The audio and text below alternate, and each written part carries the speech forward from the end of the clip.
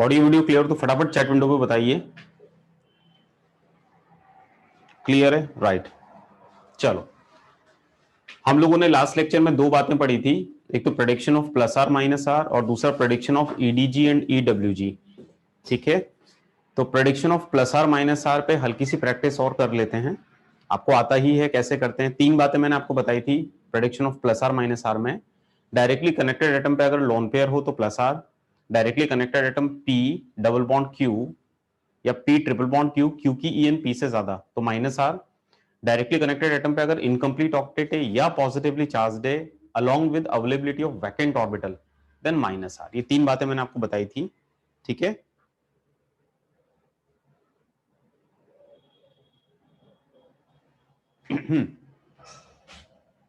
चलो predict plus R minus R 1 2 3 4 5, ये पांच है। फटाफट फटाफट बताओ जरा आंसर। गुड मॉर्निंग बेटा, जल्दी से आंसर बताइए। You have to predict plus R and minus R. ये बेंजीन पे कनेक्टेड है। फर्स्ट वाला क्या होगा, प्लस आर की माइनस आर? जल्दी बताओ, जल्दी से रिप्लाई करो बेटा। प्लस आर भाई, डायरेक्टली कनेक्टेड पे लॉन पेयर, तो डायरेक्टली कनेक्टेड एटम को हमें चेक करना है। डायरेक्टली कनेक्टेड पे लॉन पेयर तो प्लस आर। सेकंड वाला बताइए, C H double bond N H plus R की माइनस आर। मैं चैट विंडो देख रहा हूं आंसर आपके आंसर्स को। Minus R, P double bond Q, Q की एन पी से ज्यादा तो माइनस आर।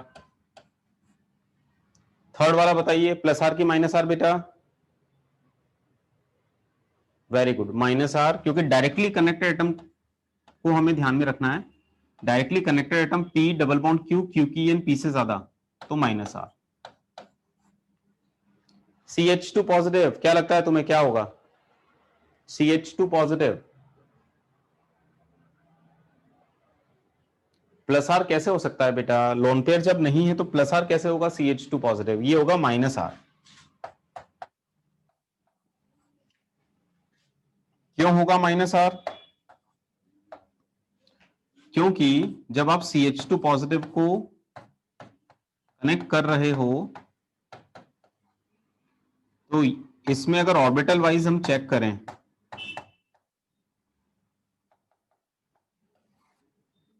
ऑर्बिटल वाइज अगर हम लोग चेक करें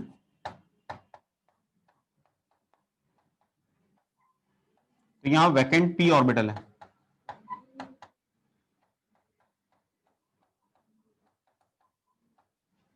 वैकेंट 2p ऑर्बिटल है, और वैकेंट 2p ऑर्बिटल है तो भैया इलेक्ट्रॉन डेंसिटी बाहर आएगी। तो कैसा केस हो गया ये? Incomplete octet along with availability of vacant orbital, तो दिस इज माइनस आर। ठीक है, CH2 नेगेटिव, इसमें लोन पेयर है तो प्लस आर। तो क्या सभी को समझ में आ गया how to predict plus R minus R? आगे बढ़ूं, अब मैं अगला टाइटल पढ़ाऊं। ठीक है बेटा। अच्छा, एक अपनी बात चल रही थी प्रेडिक्शन ऑफ ईडीजी ईडब्ल्यूजी में सीएल को लेकर। मैंने इन जनरल तुम्हें बताया था कि देखो यार, इन जनरल जो रेजोनेंस इफेक्ट होता है वो इंडक्टिव से डोमिनेटिंग होता है, लेकिन क्लोरीन के केस में हमारी बात चल रही थी कि यार क्लोरीन में जब बेंजीन से कनेक्ट होगा तो प्लस आर भी है माइनस आई भी है, बट डोमिनेटिंग माइनस आई था। तो ये बात थी कि भाई डोमिनेटिंग माइनस आई क्यों हुआ, इस पर बात मैंने एंड की थी कि ये वाला रीजन मैं अगले लेक्चर में बताऊंगा। यही बात हुई थी ना हमारी, सस्पेंस। हाँ, अब ध्यान देना, माइनस आई डोमिनेटिंग क्यों हुआ बेटा? तो इसका भी आंसर ऑर्बिटल डायग्राम से आएगा, तो आपको समझ में आएगा कि मैंने ऑर्बिटल डायग्राम आपको पहले पढ़ाए क्यों है। बेंजीन में या 2p है और क्लोरीन में आपको अच्छे से पता है 3p होगा, 3p में लोन पेयर होगा और यहां पर 2p में इलेक्ट्रॉन डेंसिटी है। और अगर रेजोनेंस होना है तो रेजोनेंस में 2p 3p ओवरलैप होगा, जो रेजोनेंस इफेक्ट लगेगा उसमें 2p 3p ओवरलैप होगा। बेटा 2p 3p ओवरलैप डेफिनेटली उतना अच्छा ओवरलैप नहीं होता जितना 2p 2p होता है। यही कारण है कि इसमें रेजोनेंस इफेक्ट उतना डोमिनेटिंग नहीं होता जितना 2p 2p वाले केसेस में होगा। 2p 2p कहां पर होगा? जहां सेकंड पीरियड एलिमेंट है। जैसे बेंजीन से अगर NH2 कनेक्टेड है मान लो,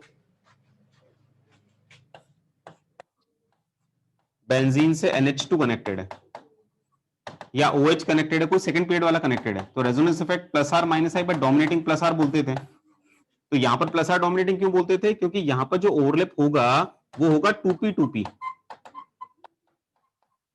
तो 2p2p सिमिलर साइज के एटॉमिक ऑर्बिटल है तो बहुत अच्छा रेजोनेंस होगा। रेजोनेंस में लेटरल ओवरलैप होना ही है, तो 2p2p में रेजोनेंस बहुत ही अच्छा हुआ due to similar size of atomic orbitals. But chlorine में रेजोनेंस अच्छा क्यों नहीं हुआ? क्योंकि डिसिमिलर एटॉमिक साइज है, क्लोरीन का 3p है, कार्बन का 2p है, तो डिसिमिलर एटॉमिक साइज होने की वजह से ओवरलैप अच्छा हुआ नहीं, और ओवरलैप जब तक अच्छा होगा नहीं रेजोनेंस डोमिनेट नहीं करेगा। तो इस केस में फिर minus I will be dominating. बात समझ में आई सभी को?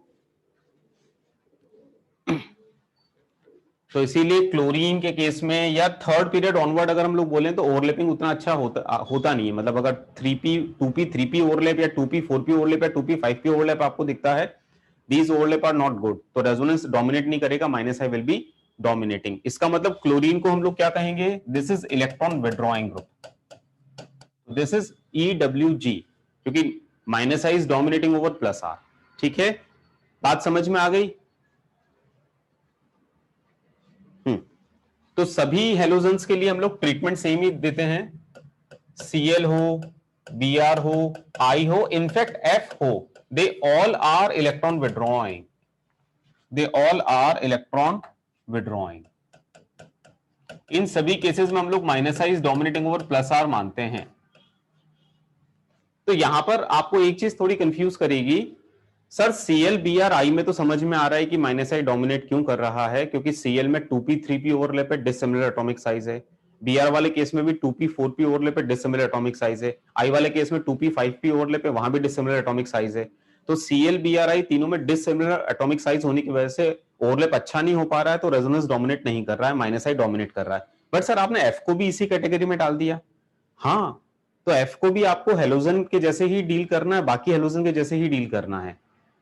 अब आप कहेंगे सर ऐसा क्यों? F में तो 2p 2p ओवरलैप है, तो F में तो बहुत ही अच्छा ओवरलैप है। बात तो सही है कि F में बहुत अच्छा ओवरलैप है, 2p 2p overlap is best one compare to 2p 3p 2p 4p 2p 5p। तो फिर F को हमने माइनस मतलब इलेक्ट्रॉन विड्रॉइंग कैटेगरी में क्यों रखा? क्योंकि F में माना प्लस आर बहुत अच्छा है, बिल्कुल फुली एग्रीड 2p 2p है, प्लस आर बहुत अच्छा है। तो इसका F के बारे में अगर बात करूं, मैं यहां लिख देता हूं, F वाले केस में डेफिनेटली 2p 2p बहुत अच्छा है, तो प्लस आर बहुत अच्छा है। लेकिन आपको अच्छे से पता है FCl Br I में F most electron negative atom है, और इंडक्टिव इफेक्ट इलेक्ट्रॉन नेगेटिविटी पे डिपेंड करता है। माइनस आई जितना ज्यादा लालची होगा, माइनस आई उतना डोमिनेटिंग होगा। तो F का भले ही प्लस आर बहुत अच्छा है, बट F का माइनस आई भी बहुत अच्छा है, माइनस आई बहुत स्ट्रांग है उसका। इसीलिए F में हम लोग बोलते हैं कि उसका माइनस आई और उसका प्लस आर ऑलमोस्ट कंपनसेटरी होते हैं। प्रैक्टिकली अगर बोलूं तो F जब बेंजीन से कनेक्ट होगा तो उसका माइनस आई भी बहुत स्ट्रांग लग रहा है, तो माइनस आई से विड्रॉ कर रहा है, और प्लस आर भी अच्छा लग रहा है, तो प्लस आर और माइनस आई कंपनसेटरी है। इनफैक्ट माइनस आई स्लाइटली ज्यादा ही है, स्लाइटली ज्यादा ही है। ठीक है, तो इसीलिए हम लोग इन जनरल जो ट्रीटमेंट देते हैं वो तो यही देते हैं कि यार फ्लोरीन को भी आप बाकी हेलोजन जैसा ही डील करोगे, और माइनस आई फ्लोरीन के लिए भी हल्का सा ज्यादा लोगे, क्योंकि वो एटम्स में सबसे ज्यादा इलेक्ट्रोनेगेटिव एटम होता है, तो उसका माइनस आई एटम्स में सबसे ज्यादा होना ही है। बात समझ में आई? कंपनसेटरी मतलब एक दूसरे को बैलेंस कर रहे हैं।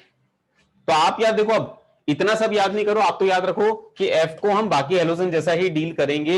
बाकी हेलोजन में क्या करते हैं? Minus I dominating over plus R, तो F के लिए भी अपन तो minus I dominating over plus R मतलब इलेक्ट्रॉन विड्रॉइंग कैटेगरी में ही उसको लेंगे। ठीक है,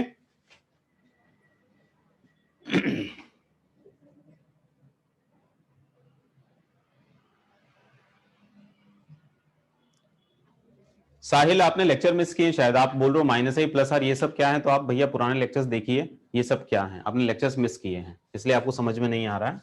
राइट, आगे बढ़े क्या आप?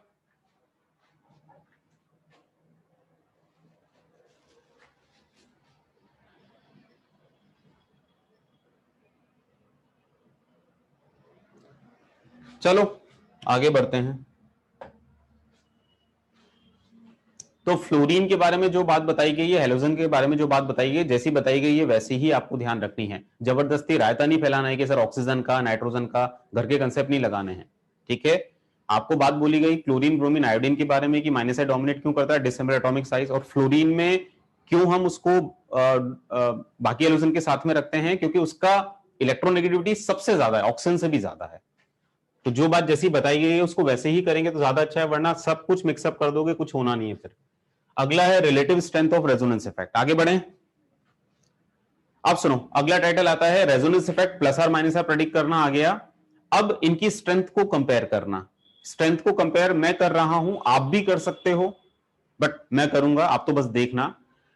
प्लस आर कंपेयर अगर करना है तो प्लस का मतलब क्या होता है, प्लस इफेक्ट का मतलब होता है देना। तो जो रेजोनेंस से बहुत अच्छा दे प्लस आर अच्छा होगा। माइनस आर में क्या होता है, लेना। तो जो रेजोनेंस से बहुत अच्छा ले माइनस आर अच्छा होगा। एक बार आप ट्राई करो, देखें फर्स्ट वाले में क्या लगता है तुम्हें, NH2OH दोनों में से प्लस आर किसका है?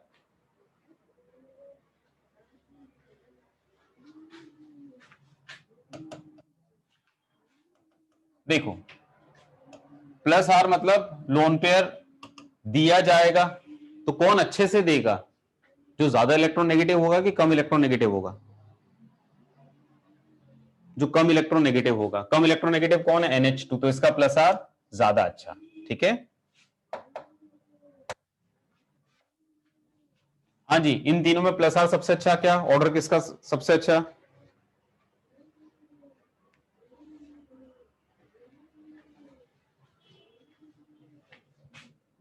यहां पर भी लोन पेयर दिया जा रहा है, यहां भी दिया जा रहा है और यहां भी दिया जा रहा है, और हमें यह कंपेयर करना है कि कौन सबसे अच्छा लोन पेयर देगा, सबसे अच्छा डोनर कौन सा होगा, जो कम इलेक्ट्रोनेगेटिव होगा। कम इलेक्ट्रोनेगेटिव कौन सा है भैया, कार्बन नाइट्रोजन ऑक्सीजन में कार्बन लीस्ट इलेक्ट्रोनेगेटिव होता है, तो इसका प्लस आर हाईएस्ट होगा। तो ए का प्लस आर हाईएस्ट, फिर नाइट्रोजन का, फिर ऑक्सीजन का। बात समझ में आई? ठीक है, ये सब दिमाग आपका काम करना चाहिए बेटा। देखो लोन पेयर देना है, लोन पेयर देना है। अब यहां ध्यान देना यार, यहां पर ऑक्सीजन के साथ में एक विड्रॉइंग ग्रुप हमें नजर आ रहा है। दूसरा एक और जो चीज मुझे नजर आ रही है कि ये लोन पेयर अगर इधर कॉन्जुगेशन में है बेंजीन के साथ, तो वो इधर भी तो कॉन्जुगेशन में है। अब आप खुद सोचिए, एक बंदा है जो कमाता है,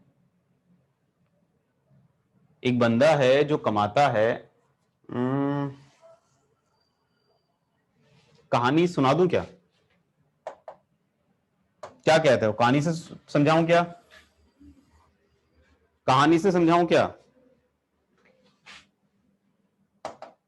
चलो एक कहानी सुनाता हूं तुम्हें।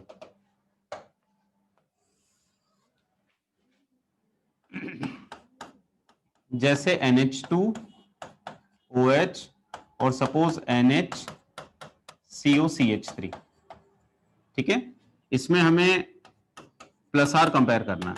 अब मैं इसको कहानी से समझाता हूं, उससे शायद ज्यादा अच्छा समझ में आएगा। ये सारे के सारे बेंजीन से कनेक्टेड है, NH2B, OHB और NHCOCH3 भी।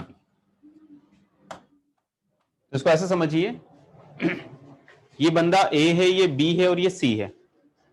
ठीक है, ए बी सी तीन बंदे हैं, ये तीनों मैरिड हैं। बेंजीन बेंजीन बेंजीन बेंजीन से इनका ब्याह हो गया। ठीक है, तो तीनों मैरिड हैं और तीनों एक मल्टीनेशनल कंपनी में काम करते हैं और तीनों को बड़ी अच्छी सैलरी मिलती है। मान लो 100 रुपीज पर मंथ, तीनों को 100 रुपीज पर मंथ मिलता है, तीनों मल्टीनेशनल कंपनी में काम करते हैं। ठीक है, लेकिन इन तीनों में से एक बंदा ऐसा है जो बेईमान है। उसका मल्टीनेशनल कंपनी में कोई कॉन्जुगेशन है, कोई लफड़ा है, कोई क्रॉस कॉन्जुगेशन है। तो यार अगर ऐसा बंदा है जिसका मल्टीनेशनल कंपनी में कोई क्रॉस कॉन्जुगेशन चल रहा है, तो डेफिनेटली उस बंदे के एक्सपेंसेस बढ़ जाएंगे। तो वो जितना कमाता है उसका कुछ पार्ट साइड में खर्च करेगा। तो जितना कमाता है 100 रुपीज अगर कमाता है, 100 रुपीज तो घर में देना नहीं। मानते हो कि नहीं मानते हो? क्या लगता है तुम्हें, पूरे 100 रुपीज दे देगा वो? नहीं, 20-25 रुपए तो साइड में खर्च करेगा ना, जो क्रॉस कॉन्जुगेशन है उसका। तो घर में कितने, मान लो 20 उधर खर्च किए तो 80 रुपए घर में देगा ना। तो ये 80 रुपीज ही घर में देगा। इन दोनों को आप देखिए, इन दोनों का जो भी लफड़ा है वो भैया यहीं पर ही है, कोई क्रॉस कॉन्जुगेशन नहीं है साइड में, साइड चेन में कोई क्रॉस कॉन्जुगेशन नहीं है, साइड चेन है ही नहीं। तो जो है वो पूरा पैसा वो बेंजीन को देते हैं। लेकिन इसमें भी देने की नीयत आप देखिएगा, नाइट्रोजन कम इलेक्ट्रोनेगेटिव है तो बेटर डोनर होगा ना, तो इन दोनों में भी बेटर डोनर कौन सा होगा? नाइट्रोजन। तो ये पूरे 100 रुपीज तो देगा ही, बट 100 रुपीज अच्छे मन से देगा, देना चाहता है। ये 100 रुपीज देना नहीं चाहता, जबरदस्ती इससे लिए जाएंगे, क्योंकि दिस इज मोर इलेक्ट्रोनेगेटिव। तो अगर मैं इन तीनों में प्लस एम कंपेयर करूं तो प्लस एम या प्लस आर का मतलब ही क्या है? देना है। बेंजीन को कौन अच्छा दे रहा है? तो ये जो जनाब हैं ये तो बेंजीन को पैसे ही कम दे रहे हैं। 20 रुपीज तो साइड में खर्च करते हैं, 80 रुपीज घर में दे रहे हैं, क्योंकि क्रॉस कॉन्जुगेशन से इलेक्ट्रॉन डेंसिटी कॉम्प्रोमाइज होगी ही। तो ये घर में 80 रुपीज दे रहे हैं, इनसे ये दोनों अच्छे। इन दोनों में भी इसका मन ज्यादा अच्छा, क्योंकि ये अच्छे मन से देगा। तो प्लस एम की स्ट्रेंथ NH2 की ज्यादा होगी, फिर OH की, और लास्ट में NHCOCH3 की। बात समझ में आई?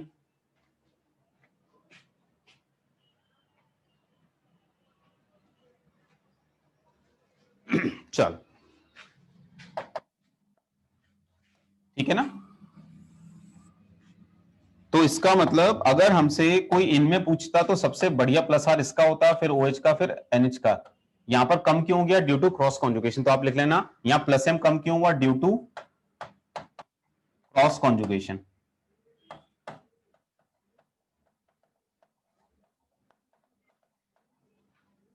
Due to cross conjugation plus R decreases.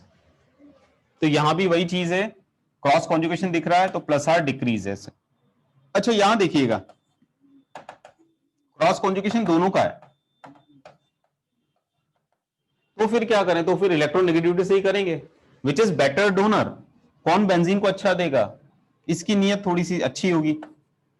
तो क्रॉस कॉन्जुगेशन दोनों में ही है, तो फिर क्या? तो फिर एज पर रूटीन जो हम करते हैं कि नाइट्रोजन कम इलेक्ट्रॉन नेगेटिव है, that will be relatively better donor to benzene. हाँ जी, यहां पर क्या लगता है तुम्हें सबसे ज्यादा बेकार कौन सी सिचुएशन है? First, second, third? तीनों में प्लस आर कंपेयर करना है, तीनों दे रहे हैं, लेकिन मुझे लगता है क्रॉस कॉन्जुगेशन कहीं नजर आ रहा है। इन तीनों में से किस किस में तुम्हें क्रॉस कॉन्जुगेशन दिख रहा है? सेकंड में और थर्ड में। ज्यादा क्रॉस कॉन्जुगेशन किस में? थर्ड वाले में। देखो आप, बाप रे, इधर भी लफड़ा, इधर भी लफड़ा। ओ हो, लफड़ा ही लफड़ा। घर में बहुत कम पैसे देगा। इसका एक लफड़ा, इसके दो लफड़े, यहां कोई लफड़ा नहीं। समझ में आई बात? चलो, तो प्लस आर मतलब देना, माइनस मतलब लेना। अगर माइनस आर कंपेयर करना है तो व्हाट यू नीड विड्रॉल। कितना अच्छा लेने की कैपेसिटी है, कितना तेजी से वो लेता है। तो यहां ध्यान देना, पी डबल बॉन्ड क्यू, तो ये विड्रॉ करेगा, ये भी विड्रॉ करेगा। तुम मुझे बताओ, दोनों में माइनस आर है, तो विड्रॉ ज्यादा कौन करेगा, नाइट्रोजन की oxygen? Which is better withdrawal?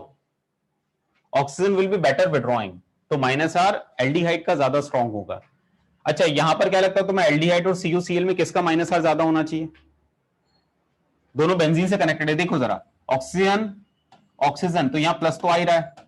दोनों कार्बन पे प्लस बराबर है कि अलग अलग है? क्या लगता है तुम्हें, दोनों कार्बन में प्लस बराबर है कि अलग अलग है? अलग अलग है, क्योंकि यहां पर Cl कनेक्टेड है। Cl माइनस आई भाई विड्रॉइंग है ये, दिस इज इलेक्ट्रॉन विड्रॉइंग, तो ये पॉजिटिव चार्ज को बढ़ा देगा। यहां पर हाइड्रोजन है, हाइड्रोजन को जीवन में कभी कुछ समझ में नहीं आई, ठीक है, तो हाइड्रोजन के लिए कोई नहीं आई। तो यहां जो प्लस है वो प्लस है, लेकिन यहां पर प्लस ज्यादा आएगा क्योंकि Cl भी कनेक्टेड है। Cl का हमने देखा है भैया माइनस आई डोमिनेटिंग होता है, तो वो तो विड्रॉ करता है। तो ये भी विड्रॉ कर रहा है और ये भी विड्रॉ कर रहा है, ये दोनों मिलकर इस बेचारे से विड्रॉ कर रहे हैं। तो फाइनली ये किससे विड्रॉ करेगा? बेंजीन से विड्रॉ करेगा, तो माइनस आर इसका ज्यादा अच्छा होगा। तो माइनस आर कंपेयर कर रहे हो तो विड्रॉल चेक करना है, प्लस आर कंपेयर कर रहे हो तो डोनेशन तुम्हें चेक करना है, ठीक है, तो दिमाग लगेगा। चलो, तो ये हो गया अपना इफेक्ट नंबर 2 खत्म। रेजोनेंस इफेक्ट के प्लस एंड माइनसेस सारे मैंने बता दिए जो भी होते हैं। अब आता है थर्ड कंसेप्ट, एरोमेटिसिटी। तो next title is aromaticity. Aromaticity, चलो स्टार्ट करें एरोमेटिसिटी, अब नया कंसेप्ट।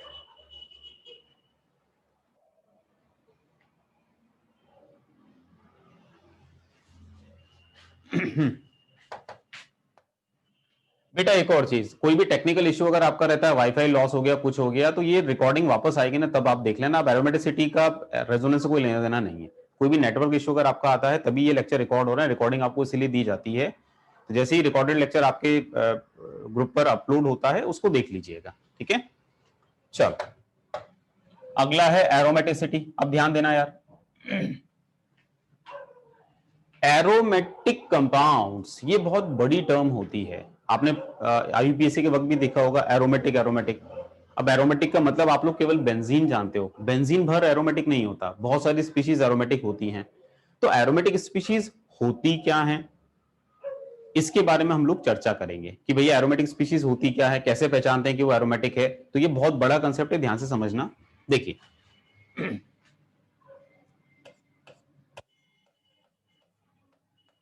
ये है हेक्साट्राईन और ये है बेंजीन। अगर दोनों में देखूं तो दोनों में 6 कार्बन है, 6 कार्बन इसमें, 6 कार्बन इसमें है। दोनों में कॉन्जुगेशन है तीनों पाई बॉन्ड्स का। बट आपको ताज्जुब होगा, ये जनाब जो हैं Br2 के साथ में रिएक्शन देते हैं। तो Br2 यस मतलब Br2 के साथ में रिएक्शन शो करते हैं। तो यस की जगह मैं एक काम करता हूं, Br2 CCl4 के साथ ये रिएक्शन देंगे, रिएक्शन यस। रिएक्शन नहीं लिख रहा कैसे होती है, बस रिएक्शन यस। लेकिन जो बेंजीन है ये Br2 के साथ में रिएक्शन नहीं देती है, नो रिएक्शन। ये जनाब ऑक्सीडाइज होते हैं KMnO4 से, यस। ये KMnO4 से no reaction. K2Cr2O7 no reaction. इसका मतलब बेंजीन को अगर हम लोग देखें तो बेंजीन और इस पहले कंपाउंड में सिमिलरिटी तो बहुत सारी है। दोनों में 6 कार्बन, दोनों में 3-3 पाई बॉन्ड, तीनों में कॉन्जुगेशन। अंतर केवल इतना सा है कि वो स्ट्रेट चेन है और इसमें कुछ रिंग हमने बना दी, बस इतना सा अंतर था। और इतने भर से अंतर आप देखिए, ये जनाब रिएक्शन दिए जा रहे हैं, ये जनाब रिएक्शन देते ही नहीं है। तो बेंजीन Br2CCl4 या X2CCl4 से रिएक्शन नहीं दे रही, ऑक्सीडाइज नहीं हो रही, रिड्यूस नहीं हो रही। ये हो क्या रहा है बेंजीन के साथ? तो लोग कहते हैं अरे भाई बेंजीन एरोमेटिक हो गई, बेंजीन एरोमेटिक हो गई। इसका मतलब वो जनाब जो स्ट्रेट चेन थे अगर उसको यूं कर दें और बेंजीन बना दें, इतना भर करने से बोले वो एरोमेटिक हो गई। तो हल्का से जो समझ में आ रहा है कि अच्छा मतलब एरोमेटिक कंपाउंड काफी स्टेबल होते हैं, ससुरे बहुत कम रिएक्टिव होते हैं, वो अपने ओपन चेन जो पार्टनर होता है उससे थोड़े अलग होते हैं। तो मन में प्रश्न आता है यार ये एरोमेटिक होता क्या है पहली चीज, और एरोमेटिक होने के बाद में ये स्टेबल होता क्यों है, ऐसा क्या हो जाता है। तो ये पहले जो आपके मन का प्रश्न आया कि यार एरोमेटिक ठीक है, एक नई चीज लग रही है कि एरोमेटिक मतलब कुछ नई चीज है, ये ऐसी चीज है जो स्टेबल होती है, ये ऐसी चीज है जो कम रिएक्टिव होती है। बट ये पता कैसे करते हैं कि एरोमेटिक है, एक चीज की कैसे पता लगता है कि एरोमेटिक है, और दूसरी बात कि एरोमेटिक होने से हो क्या जाता है, वो स्टेबल हो क्यों जाती है। तो पहले मैं पहली बात का आंसर दूंगा, कैसे पता लगता है कि कोई चीज एरोमेटिक है या नहीं है। तो एरोमेटिक होने के लिए इसमें यहां पर इस टाइटल में 3 टर्म आती है, एरोमेटिक, एंटी एरोमेटिक और नॉन एरोमेटिक। क्या बोला मैंने, एरोमेटिक, एंटी एरोमेटिक और नॉन एरोमेटिक, ये 3 टर्म आती है। तो इसमें जो एरोमेटिक और एंटी एरोमेटिक टर्मिनोलॉजी होती है ये तभी एप्लीकेबल होगी जब कंपाउंड रिंग कंपाउंड हो और उसमें साइक्लिक डीलोकलाइज्ड लूप हो। ये थोड़ा सा अभी शुरुआत में अजीब लगेगा तो इसको लिखने की जरूरत नहीं है। पहले मन का प्रश्न जो आया था हमारा कि एरोमेटिक का मतलब होता क्या है यार, तो देखो aromatic means what, aromatic compounds. Aromatic compounds के लिए कुछ कंडीशंस होती हैं। सबसे पहले क्या, cyclic delocalized loop of pi electrons, ये होना चाहिए। Second, usually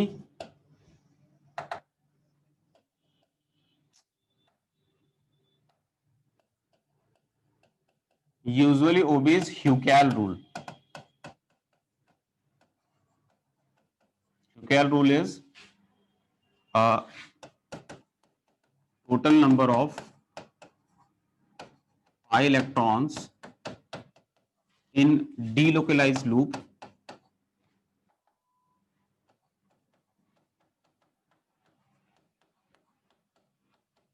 is according to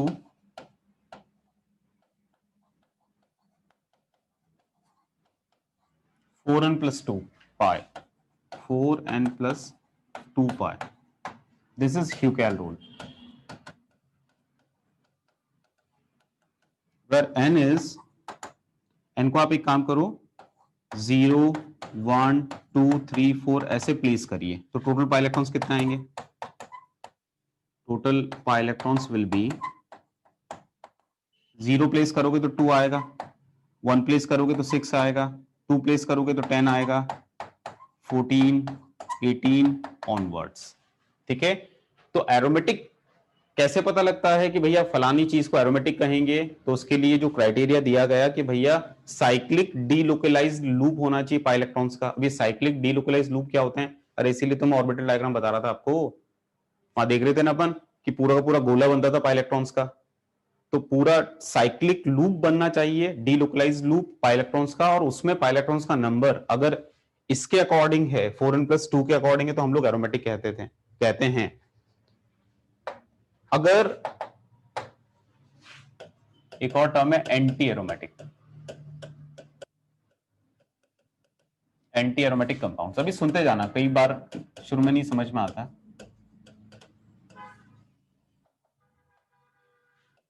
ये स्पीशीज क्या होती हैं? ये भी साइक्लिक डीलोकलाइज्ड लूप वाली स्पीशीज होती हैं, इनमें भी साइक्लिक डीलोकलाइज्ड लूप होगा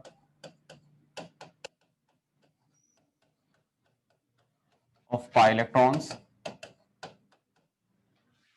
second,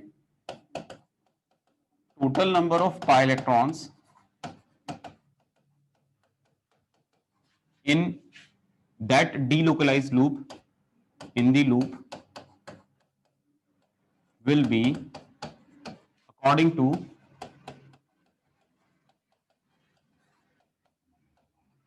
4n rule, where n is 1 2 3 4 onwards। मतलब total pi electrons will be either n की वैल्यू 1 प्लेस करी तो 4 और 8 और 12 और 16, मतलब 4 की टेबल चलेगी। That is anti aromatic. अच्छा, अगर कोई चीज एरोमेटिक नहीं है या एंटी एरोमेटिक नहीं है, तो फिर हम कहते हैं भैया वो तो नॉन एरोमेटिक है। मान लो कोई साइक्लिक ही नहीं है, जब तक साइक्लिक नहीं होगी तब तक ना एरोमेटिक होगी ना एंटी एरोमेटिक होगी, तो भैया नॉन एरोमेटिक। जो एरोमेटिक नहीं है, नॉन एरोमेटिक नहीं है, सॉरी, जो एरोमेटिक नहीं है, जो एंटी एरोमेटिक नहीं है, they all are non as non aromatic. अब ये सब कंडीशंस अपनी जगह हैं। इन सब कंडीशंस के लिए तो आपको ऑर्बिटल व्यू लगता है, बट ऑर्बिटल व्यू आपको ज्यादा अच्छा आता नहीं है, तो आपके लिए फिर मैं एक अलग तरीका बना रहा हूं सिर्फ आपके लिए। ठीक है, तो आपको कैसे चेक करना है? आपको तो ऐसे चेक करना है, क्योंकि आपको ऑर्बिटल डायग्राम वगैरह कर नहीं पाओगे। तो आप लोग क्या करना, जब भी किसी को एरोमेटिक, नॉन एरोमेटिक या एंटी एरोमेटिक क्लासिफाई करना, तो तरीका क्या? तो देखना भैया वो साइक्लिक है क्या। अगर साइक्लिक है तो क्या करना, check hybridization of each ring atom. तुम तरीका ये रखोगे, if any atom is not sp or sp2, पक्का नॉन एरोमेटिक, पक्का non aromatic. if all atoms are, all ring atoms are, यहां रिंग एटम की बात हुई है ना, all atoms are sp2 और sp और मिक्स्ड, मतलब मिक्स मतलब कुछ sp2 हो कुछ sp हो तो भी चलेगा। तो फिर क्या चेक करना, check total pi electrons, check total pi electrons of ring if according to Huckel rule Huckel rule 4n+2 pi. अगर टोटल पाई इलेक्ट्रॉन्स का नंबर इसके अकॉर्डिंग हो तो एरोमेटिक कहना,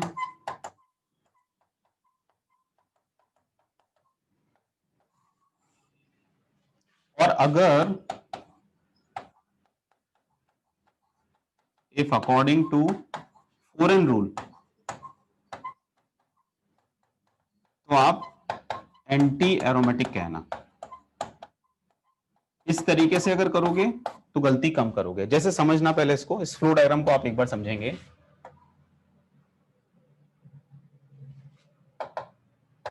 जैसे ध्यान देना, मैं यहां पर एक एग्जांपल लेता हूं, उससे समझ में आ जाएगी बात।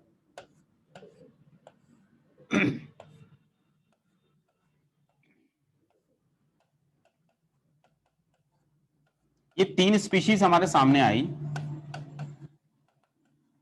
और हमें क्लासिफाई करना है which is aromatic, which is anti aromatic, which is non aromatic. तो ध्यान देना, पहले फर्स्ट स्पीशीज की बात कर रहा हूं। साइक्लिक है, हाँ यार ये तो साइक्लिक है। तो फिर क्या, check hybridization of each ring atom. तो हर एक रिंग एटम का हाइब्रिडेशन आप चेक करिए। जब आप इसका हाइब्रिडेशन चेक करेंगे, भैया यहां तो हाइड्रोजन है, तो हाइड्रोजन सिग्मा सिग्मा सिग्मा, तो 3 सिग्मा दिख रहे हैं मुझे, एक सिग्मा यहां, एक सिग्मा यहां, एक सिग्मा यहां, और ये पाई दिख रहा है, 3 सिग्मा sp2। ऐसे इसका हाइब्रिडेशन चेक करिए, ये भी sp2। इसका हाइब्रिडेशन बता सकते हो क्या बच्चों? इस कार्बन का हाइब्रिडेशन क्या है, CH2 वाले का हाइब्रिडेशन बताओ जरा। sp3, sigma sigma sigma sigma, 4 sigma sp3। तो चेक करिए यहां, check hybridization of each ring atom, if any atom is not sp और sp2। हाँ यार, ये वाला जो एटम है, कार्बन एटम, रिंग का एटम, ये sp नहीं है, sp2 भी नहीं, ये तो sp3 हो गया। अगर एक भी एटम sp या sp2 नहीं है रिंग का, तो assign it as a non aromatic species. तो this is non aromatic, this is non aromatic. क्या ये बात समझ में आई सभी को, फर्स्ट वाली? अब जरा सेकंड वाला देखना बेटा, ये वाला साइक्लिक है, हाँ साइक्लिक है। फिर क्या चेक करते हैं, फिर चेक करते हैं भैया जो भी रिंग एटम्स हैं इनके हाइब्रिडेशन क्या है। तो रिंग एटम के हाइब्रिडेशन चेक करते हैं, तो ये sp2, ये जनाब भी sp2, और ये जनाब भी sp2, क्योंकि 3 सिग्मा सारे sp2 हैं, तो अपन यहां आ गए। If all atoms are sp2, हाँ जी sp2 है। Check total pi electrons of ring. आप बता सकते हो रिंग में कितने पाई इलेक्ट्रॉन्स हैं, सेकंड वाले में कितने पाई इलेक्ट्रॉन्स हैं? 2 पाई इलेक्ट्रॉन्स हैं। एक पाई बॉन्ड है, एक पाई बॉन्ड में 2 पाई इलेक्ट्रॉन्स होते हैं। तो ऑल आर sp2, पहली कंडीशन सेटिस्फाइड। सेकंड क्या है, 2 पाई इलेक्ट्रॉन्स। अच्छा, 2 पाई इलेक्ट्रॉन्स किसके अकॉर्डिंग है, 4n के अकॉर्डिंग है कि 4n+2 के अकॉर्डिंग है, बताओ जरा। 2 नंबर किस में आता है, ह्यूकेल रूल में आता है कि 4n में आता है? 4n+2 में, क्योंकि n की वैल्यू आप 0 प्लेस करोगे, n की वैल्यू 0 प्लेस करोगे तो 2 आ जाएगा। तो भैया ये 2 जो वो ह्यूकेल रूल है, ह्यूकेल नंबर है। This is according to Huckel rule, मतलब यस दिस इज एरोमेटिक। तो दिस इज एरोमेटिक। थर्ड वाला चेक करें, थर्ड वाला तुम लोग बताओ, थर्ड वाला करके हाइब्रिडेशन चेक करो पहले। हाँ sp2, ये जनाब भी sp2, और लोन पेयर। अरे भैया याद करिए हाइब्रिडेशन, लोन पेयर अगर कॉन्जुगेशन में होता है तो लफड़े वाले लोन पेयर को हाइब्रिडेशन में नहीं लेते हैं। तो हाइब्रिडेशन चेक करते वक्त इसको, क्योंकि ये तो कॉन्जुगेशन में पाई के साथ, तो इसको हम हाइब्रिडेशन में नहीं लेंगे। तो sigma sigma sigma lone pair को नहीं लेंगे, 3 सिग्मा, तो हाइब्रिडेशन इज sp2। अरे वाह, all ring atoms are sp2, तो सारे के सारे sp2 हैं। फिर टोटल पाई इलेक्ट्रॉन्स रिंग में, देखो रिंग में एक तो पाई बॉन्ड है, और ये लोन पेयर भी तो p ऑर्बिटल में होगा, ये भी तो रिंग में घूमेगा, ये भी तो रिंग एटम का पार्ट है। तो रिंग में ये लोन पेयर पाई के साथ कॉन्जुगेशन में, तो इसको भी पाई ही मानोगे। तो 2 ये और ये भी पाई माना जाएगा, क्योंकि पाई के साथ कॉन्जुगेशन में है। तो टोटल पाई कितने हो गए रिंग के, 4 पाई इलेक्ट्रॉन्स, और 4 जो है वो 4 की टेबल में आता है। तो दिस इज एंटी एरोमेटिक। तो दिस इज एंटी एरोमेटिक। बात समझ में आई?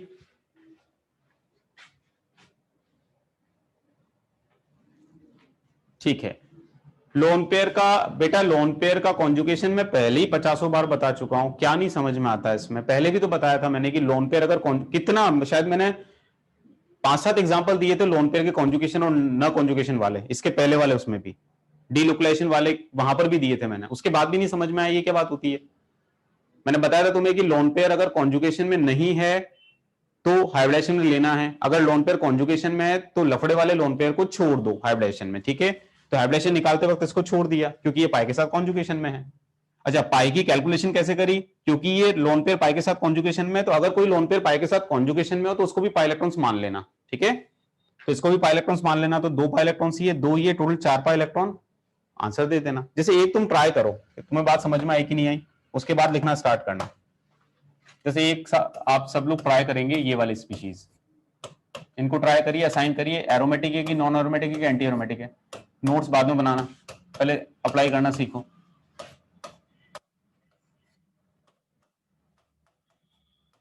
अप्लाई करके बताओ मुझे, बताइए फर्स्ट सेकंड थर्ड असाइन करिए।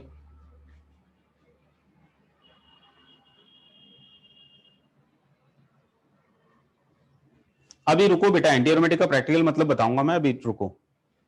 First is non aromatic, correct. Second is aromatic, correct. Third is anti aromatic, बिल्कुल बिल्कुल। ये आपके एसआरजी में आया था, इतनी सी बात से एसआरजी का क्वेश्चन बन जाएगा, ठीक है?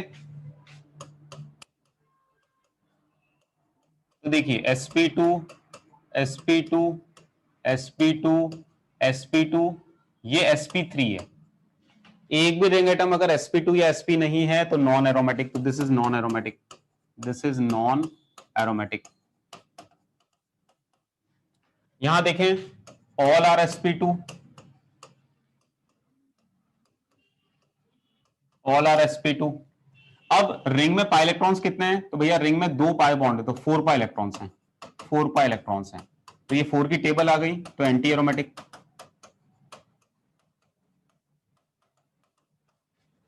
यहां देखें लोन पेयर पाई के साथ कॉन्जुगेशन में है तो हाइब्रिडेशन में मत लो, तो इसका हाइब्रिडेशन आ गया sp2, 3 सिग्मा की वजह से, बाकी सब भी sp2, तो सब sp2 हैं। अब इलेक्ट्रॉन्स रिंग में कितने हैं? 2 4, और क्योंकि ये भी रिंग एटम पर ही लोन पेयर और कॉन्जुगेशन में, तो इसको भी पाई इलेक्ट्रॉन्स ले लो, तो 2 2 4 और 2 6, 6 पाई इलेक्ट्रॉन्स। ये ह्यूकेल नंबर होता है, तो this is aromatic. Correct answer क्या था? Non anti aero, right?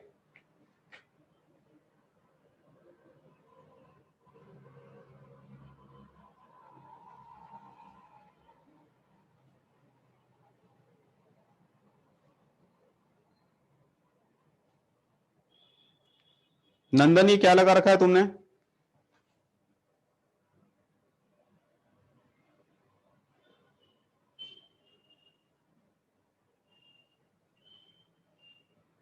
क्या लगा रखा है तुमने ये?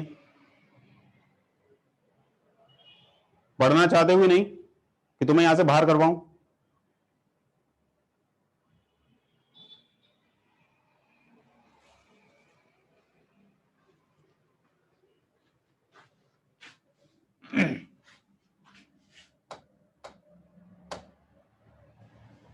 चलो कॉपी करो।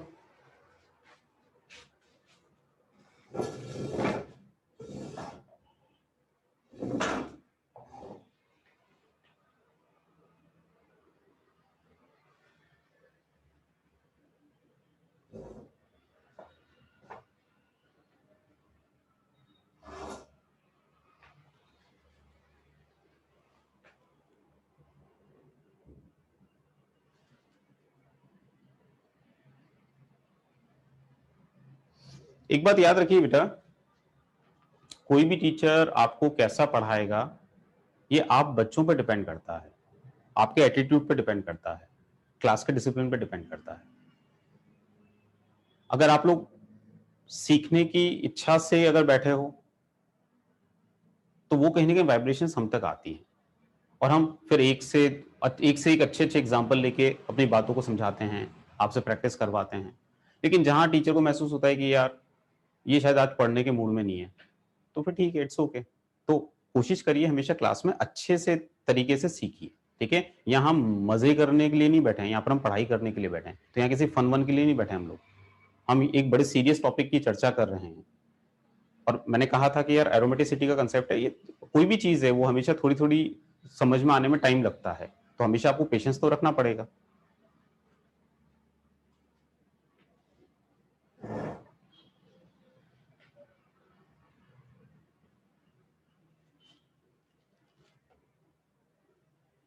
चलो, कॉपी कर लिया।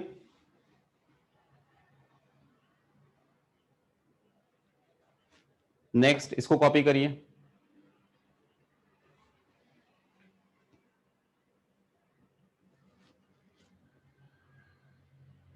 जब कॉपी हो जाए तो डन लिख देना। ठीक है, अब इसको कॉपी करिए बेटा। तो क्वेश्चंस करते वक्त ये इजी रहेगा, इससे करना क्वेश्चंस। अभी और इलस्ट्रेशंस में लूंगा।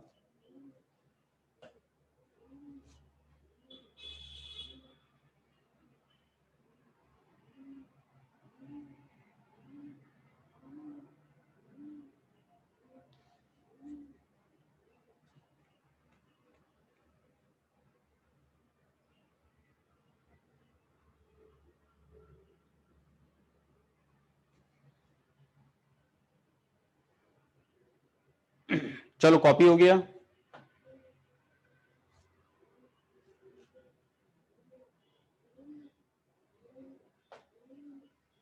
अब सुनो, अगर एरोमेटिसिटी की आप एक्चुअल समझ चाहते हो, तो जो भी बच्चे एक्चुअल समझ चाहते हैं उनको तो भैया ऑर्बिटल डायग्राम आना चाहिए, तब एक्चुअल समझ आती है। तो जब आप ऑर्बिटल डायग्राम बनाते हो तो आपको एकदम क्लैरिटी आ जाएगी। देखिएगा इसका ऑर्बिटल डायग्राम,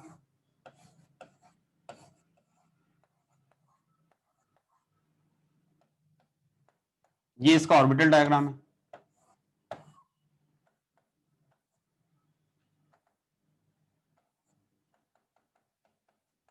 अब आप देखिएगा इस वाले में, यहां कॉन्जुगेट मतलब ये पाई बॉन्ड बना, ये पाई बॉन्ड बना, और इनके बीच में भी पाई बॉन्ड बन सकता है, इनके बीच में भी पाई बॉन्ड बन सकता है, लेकिन लूप नहीं बना क्योंकि यहां पर कोई भी ऑर्बिटल नहीं है। तो इस कार्बन पे sp3 होने की वजह से कोई ऑर्बिटल है नहीं, सारे के सारे सिग्मा बॉन्ड है। तो कोई भी ऑर्बिटल भैया उस प्लेन के मतलब इस प्लेन के परपेंडिकुलर नहीं है, या मैं कहूं इसके पैरेलल नहीं है।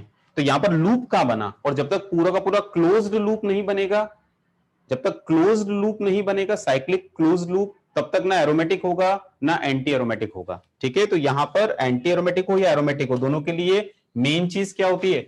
Cyclic closed loop, closed delocalised loop. Aromatic हो या एंटी एरोमेटिक हो, इनके लिए क्लोज्ड लूप होना जरूरी है, पूरा बंद लूप बनना जरूरी है। तो ऑर्बिटल वाइज जब आप देखोगे तब आपको बात ज्यादा समझ में आएगी कि हाँ यार यहां पर लूप तो बना ही नहीं, ये इतना सा सेमी सर्कल टाइप का बना, पूरा क्लोज लूप तो बना ही नहीं। जब तक क्लोज लूप बनेगा नहीं तब तक ना एरोमेटिक होता है ना एंटी एरोमेटिक होता है। और जो एरोमेटिक एंटी एरोमेटिक नहीं होते उनको हम लोग नॉन एरोमेटिक कह देते हैं। तो भैया ये नॉन एरोमेटिक। इसको अगर हम लोग ध्यान से देखें, इसका ऑर्बिटल व्यू क्या है देखो, ये पाई बॉन्ड जहां है जिन कार्बन पर, एक इलेक्ट्रॉन। कार्बोकेटाइन, कार्बोकेटाइन वाले केस में क्या? प्लेन के परपेंडिकुलर पी ऑर्बिटल जो वैकेंट होगा, वैकेंट 2p ऑर्बिटल। ठीक है, और यहां पर 2p ऑर्बिटल में एक एक इलेक्ट्रॉन। अब ओवरलैप, भैया ये पूरा ओवरलैप करेंगे तो देखिए बना क्लोज लूप, ऊपर वाली लॉब भी ओवरलैप कर रही है और नीचे वाली लॉब भी ओवरलैप करेंगी। तो ये पूरा का पूरा लूप बन रहा है, क्लोज्ड लूप। ठीक है, अच्छा इस क्लोज्ड लूप में कितने इलेक्ट्रॉन्स हैं? तो इस क्लोज्ड लूप में 4 पाई इलेक्ट्रॉन्स है, तो 4 पाई इलेक्ट्रॉन्स का क्लोज्ड लूप बना।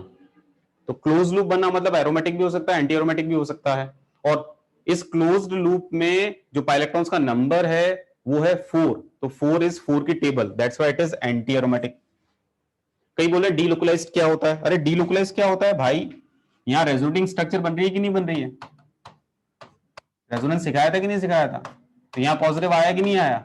फिर यहां पॉजिटिव आएगा कि नहीं आएगा? ऐसे बनाते जाओगे कि नहीं बनाते जाओगे? तो वहां पर नहीं बताया था कि क्लोज लूप क्या चीज होती है रेजोनेंस हाइब्रिड बनाते वक्त? तो इसकी 5 रेजोनेटिंग स्ट्रक्चर बनेगी, हर एक कार्बन पे पॉजिटिव आ जाएगा, तो पूरा का पूरा लूप बन जाएगा।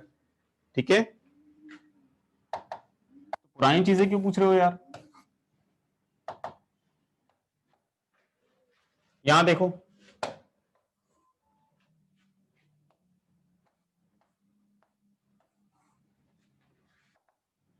इस वाले केस में ये p ऑर्बिटल एक एक इलेक्ट्रॉन, यहां लॉन पेयर है तो p ऑर्बिटल में भैया ये लॉन पेयर, सारे के सारे ओवरलैप करेंगे तो सब में लेटरल ओवरलैप, बना क्लोज लूप। ये क्लोज लूप, इस क्लोज लूप में कितने इलेक्ट्रॉन्स हैं, तो इस क्लोज लूप में भैया 6 पाई इलेक्ट्रॉन्स हैं, तो 6 पाई इलेक्ट्रॉन्स ह्यूकेल नंबर है, दिस इज एरोमेटिक। ठीक है,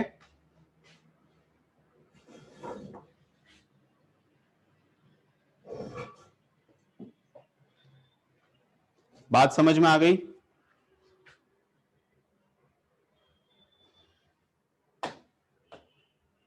चलो कुछ और एग्जांपल्स ट्राई करो।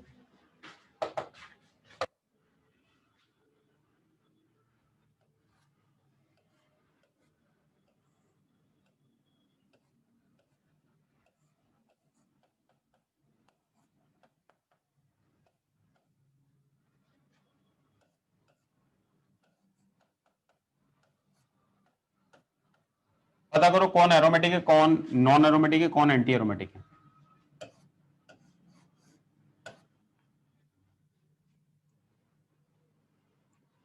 One, two, three,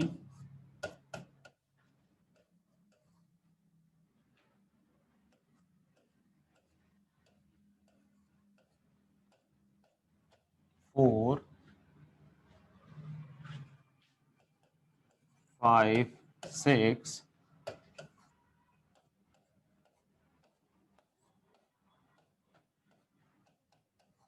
7। करिए ट्राई, बताइए कौन एरोमेटिक, कौन नॉन एरोमेटिक, कौन एंटी एरोमेटिक।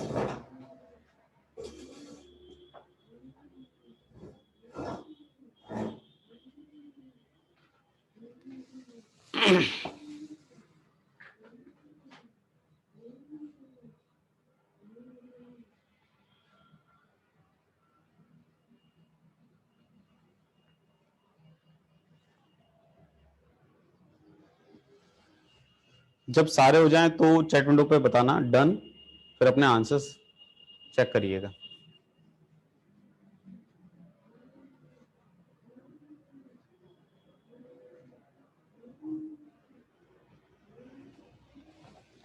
दूसरा बेटा एक और बात, आप लोगों के डाउट सेशन लग रहे हैं ना, तो जो भी होमवर्क है बिगनर्स बॉक्स का हो या एक्सरसाइज का हो, वो सारा का सारा डाउट सेशन में डिस्कस होगा। आप सबको लाइव आना ही है सभी को, ठीक है?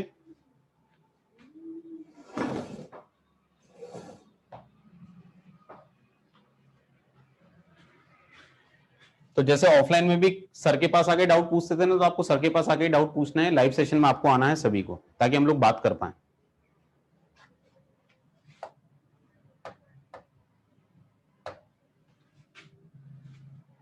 अच्छा, आपको जानकारी होगी ऑफलाइन भी डाउट्स चालू हो गए हैं, तो कोई भी बच्चा अगर आना चाहता है तो वो जो भी हमारे बिल्डिंग इंचार्ज हैं उनसे परमिशन लेके डाउट्स के लिए आ सकता है, ठीक है?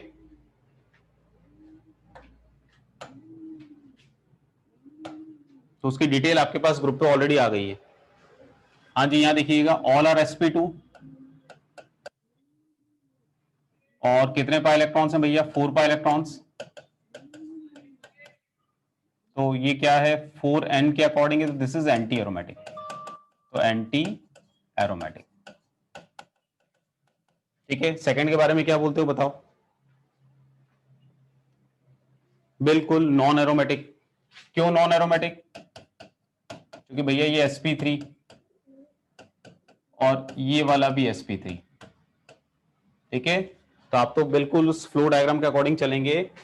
हमने जब हाइब्रिडेशन चेक करा, ये दो तो sp2 आए, बट यहां पर sp3 दिख रहा है। अगर एक भी रिंग एटम sp2 नहीं है तो that will B non aromatic, तो this is non aromatic.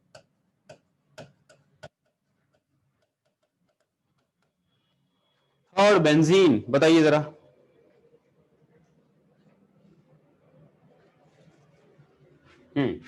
This is aromatic. Fourth वाला नॉन एरोमेटिक। बता सकते हो फोर्थ वाला नॉन एरोमेटिक क्यों गया, क्यों इसको नॉन एरोमेटिक कहा गया? फोर्थ वाले को क्या दिक्कत है फोर्थ वाले में? बिल्कुल ये sp3 है। तो दिस इज sp3। फिफ्थ वाले में क्या बोलते हो? फिफ्थ वाला एरोमेटिक की नॉन की एंटी, देखिएगा ध्यान से, देखिएगा ध्यान से देखिएगा, ये sp2, ये भी sp2, ये भी sp2, ये भी sp2, चारों कार्बन sp2। अब बात आती है नाइट्रोजन की। नाइट्रोजन में 3 बॉन्ड है तो लोन पेयर होगा, तो 3 बॉन्ड है तो लोन पेयर होगा। अच्छा, अब इस नाइट्रोजन का हाइब्रिडेशन निकालना है। अरे न जाने कितनी बार पहले बता दिया, इसके बाद भी अगर गलती करो तो भैया भगवान ही मालिक है फिर तो। ठीक है, इतने बार बताने के बाद भी अगर कोई अभी भी गलती कर जाए हाइब्रिडेशन निकालने में, क्या करें फिर? तो लोन पेयर पाई के साथ कॉन्जुगेशन में है, कॉन्जुगेशन में, तो हाइब्रिडेशन में इसको अवॉइड करना है, तो इसको अवॉइड करना है। तो 3 सिग्मा sp2, तो भैया नाइट्रोजन का हाइब्रिडेशन sp2 आया। अच्छा, इसके बाद में इस रिंग में कितने पाई इलेक्ट्रॉन से, बता सकते हो कितने पाई इलेक्ट्रॉन से रिंग में? 6 भाई, 6। 6 कैसे? 2 तो पाई बॉन्ड, तो 2 पाई बॉन्ड्स, यहां से आए 4 पाई इलेक्ट्रॉन्स, और साथ में एक लोन पेयर भी तो है, 1 lone pair electron, lone pair which is in conjugation with pi, तो 1 lone pair which is in conjugation with पाई,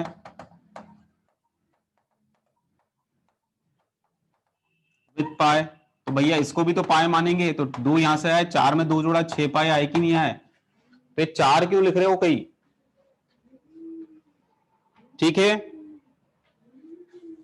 बात समझ में आई? 6 कैसे आए? तो अब गलती नहीं करना, लोन पेयर पाई के साथ कॉन्जुगेशन में है और रिंग एटम पर है, तो रिंग में टोटल पाई इलेक्ट्रॉन्स कितने हो गए? जो पाई बॉन्ड है वो, और साथ में जो लोन पेयर कॉन्जुगेशन में उसको भी पाई इलेक्ट्रॉन मानोगे, तो टोटल 6 पाई आ गए। तो sp2 है और 6 पाई है, मतलब दैट इज एरोमेटिक, तो दिस इज एरोमेटिक। ठीक है, अब याद करिए, ये IUPAC में दिया गया था, this is aromatic heterocyclic compound.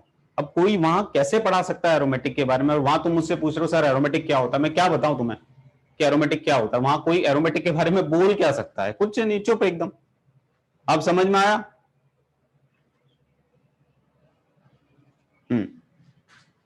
चलो, नाइट्रोजन पे sp2 कैसे है, तो पुराने लेक्चर को देखिएगा कि वहां sp2 कैसे है। हाँ जी, जो भी पुरानी बातें आपको नहीं आती हैं, आप पुराने लेक्चर को रेफर करके दोबारा से सीखिएगा अच्छे से। यहां देखें, इस नाइट्रोजन का हाइब्रिडेशन बताइए मुझे।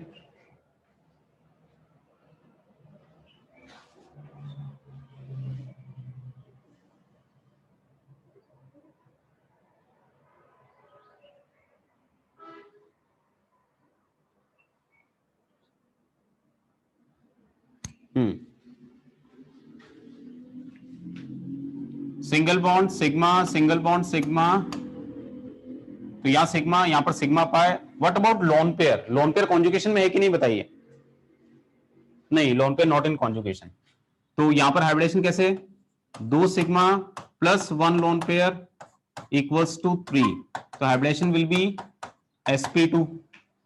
बचे हुए सारे कार्बन वो भी sp2, तो all are sp2, they all are sp2। अच्छा, कितने पाई इलेक्ट्रॉन्स हैं बता सकते हो? कितने पाई इलेक्ट्रॉन्स हैं रिंग में? टोटल 6 बेटा। ये लोन पेयर कॉन्जुगेशन में नहीं है। अगर कोई लोन पेयर पाई के साथ कॉन्जुगेशन में है तो आपको पाई इलेक्ट्रॉन्स लेना है। ये लोन पेयर पाई के साथ कॉन्जुगेशन में नहीं है, तो this lone pair not in conjugation, this is not in conjugation, not in conjugation. तो भैया ये पाई नहीं है, तो पाई केवल कौन है? 3 पाई बॉन्ड, तो 3 pi bonds is equals to 6 pi electrons. ठीक है, तो दैट शुड बी एरोमेटिक, तो दिस इज एरोमेटिक, राइट। चलो, 7th वाला, ऑल आर sp2, तो ऑल आर sp2, और कितने पाई इलेक्ट्रॉन्स हैं? तो भैया 3 पाई बॉन्ड, तो 6 पाई इलेक्ट्रॉन्स, तो दिस इज एरोमेटिक। बात समझ में आई सभी को?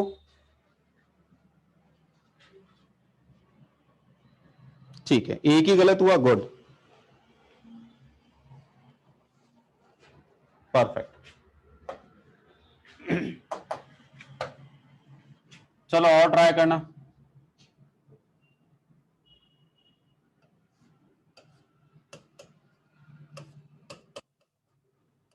करो ट्राई।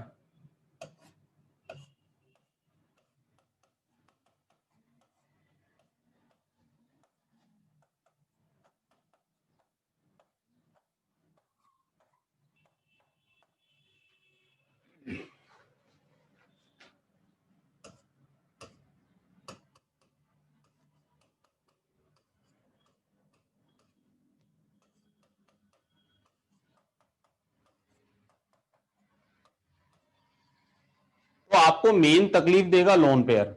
फिर मैं रिपीट कर देता हूं लोन पेयर के बारे में। लोन पेयर को हाइब्रिडेशन में कब लेना है, कब छोड़ना है। अगर लोन पेयर पाई के साथ कॉन्जुगेशन में दिखता है तो आप हाइब्रिडेशन में उसको नहीं लेंगे। तो अगर कॉन्जुगेशन में है तो हाइब्रिडेशन में नहीं लेना है, अदरवाइज लेना है। दूसरा, पाई इलेक्ट्रॉन कब मानना है। अरे अगर वो लोन पेयर लफड़े में है, कॉन्जुगेशन में है, पाई के साथ कॉन्जुगेशन में है, तो भैया उसको पाई इलेक्ट्रॉन डील करो। तो लोन पेयर जिसके साथ लफड़े में वैसा मान लो। ठीक है, ये प्रीवियस स्लाइड बेटा। चलो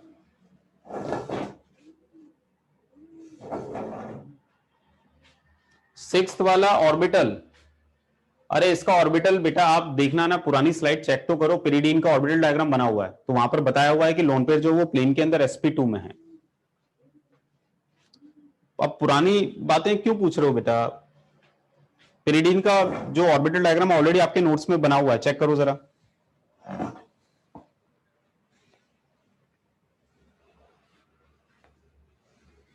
देखते हैं अभी क्या आंसर है।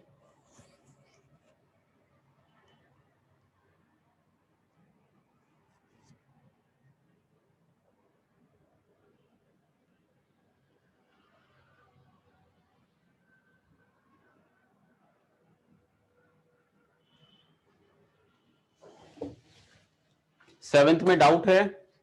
क्या डाउट है बताइए बेटा, क्या डाउट है आपका। पॉजिटिव वाला sp2 कैसे है। यहां पर एक हाइड्रोजन भी तो होगा। ठीक है, तो 3 सिग्मा को अगर मैं sp2 नहीं बोलूंगा तो क्या बोलूंगा बेटा, ये तो बताओ आप मुझे। अब तुम हाइड्रोजन ही गायब कर रहे हो यार, क्या चाहते हो।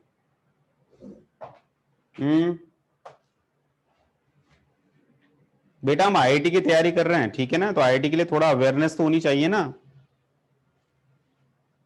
ऐसी छोटी छोटी बातों में गलती करोगे तो कैसे चलेगा।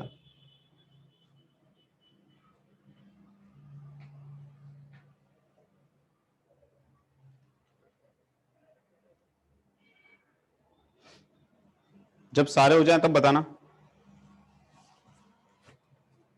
कोशिश करिए सबके सही हो जाएं।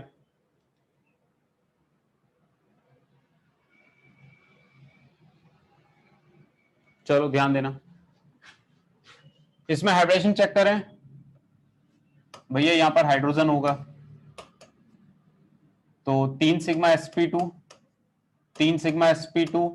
बोरोन का हाइब्रिडेशन बताओगे, बोरोन का हाइब्रिडेशन क्या आ रहा है। बोरोन का हाइब्रिडेशन sp2, क्योंकि 3 सिग्मा है, बिल्कुल ठीक है। तो sp2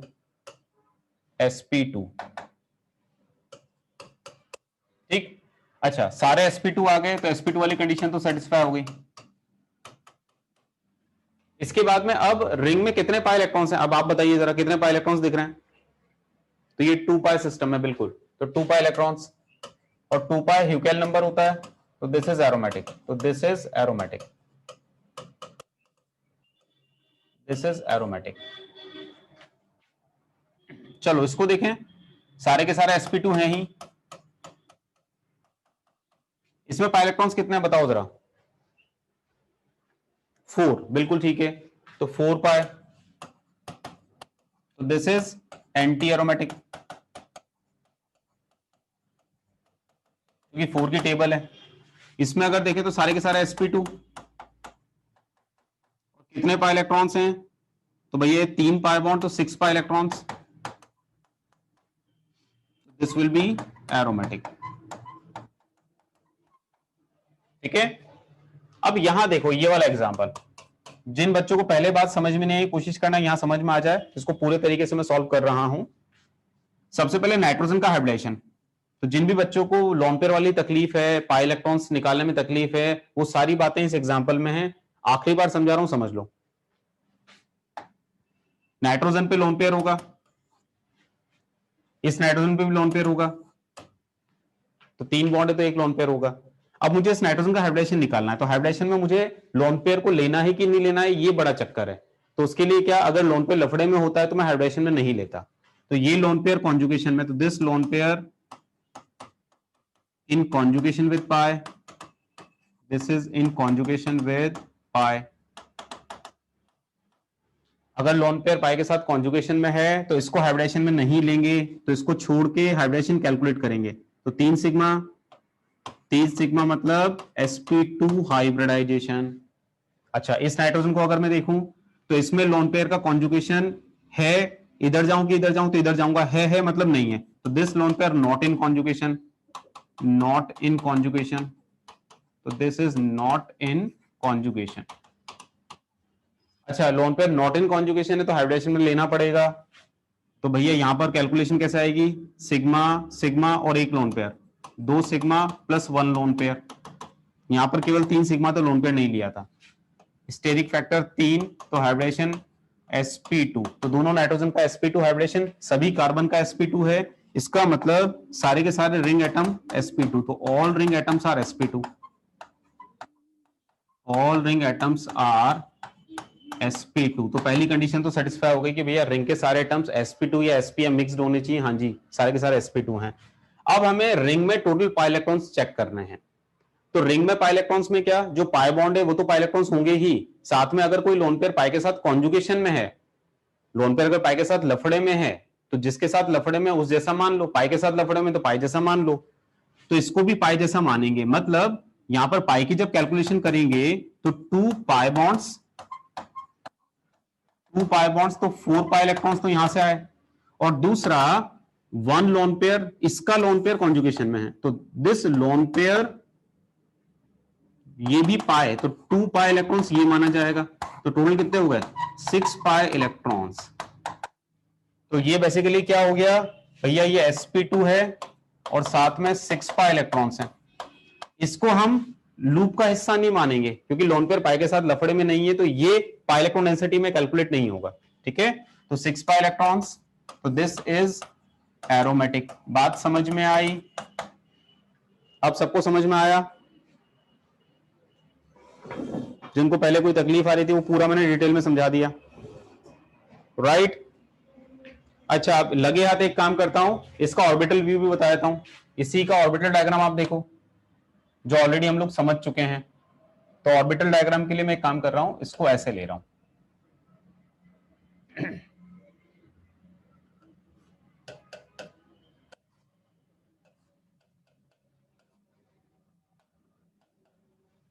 देखो, यहां p ऑर्बिटल 1 इलेक्ट्रॉन, यहां p ऑर्बिटल 1 इलेक्ट्रॉन। नाइट्रोजन पर लोन पेयर जो है ना, ये वाला, ये sp2 में होगा बेटा, तो ये sp2 में है। और इस नाइट्रोजन पर भी p ऑर्बिटल में 1 इलेक्ट्रॉन आएगा, यहां p ऑर्बिटल में 1 इलेक्ट्रॉन, और यहां पर p ऑर्बिटल में लोन पेयर। ये ऐसा होगा, ठीक है। और अब लूप चेक करो,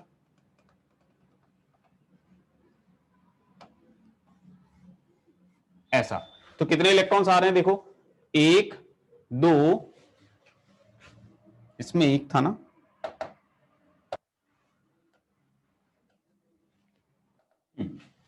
1 2 3, एक यहां पर 4 5 और 6, मतलब कैलकुलेशन कैसे आई, 2 इलेक्ट्रॉन ये, एक यहां पर 3 4 5 और 6। तो इस तरीके से ये 6 पाई सिस्टम बनेगा।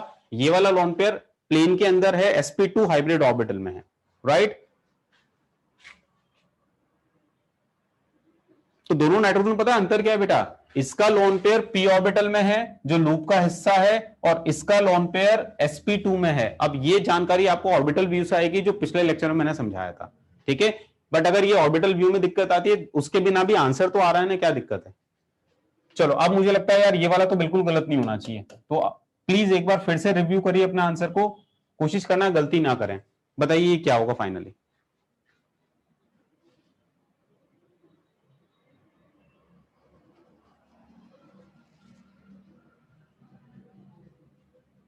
हाँ, ऑर्बिटल से ज्यादा फील आती है, लेकिन ऑर्बिटल टफ है बेटा, ऑर्बिटल डायग्राम टफ है, इसलिए ऑर्बिटल से मत जाओ।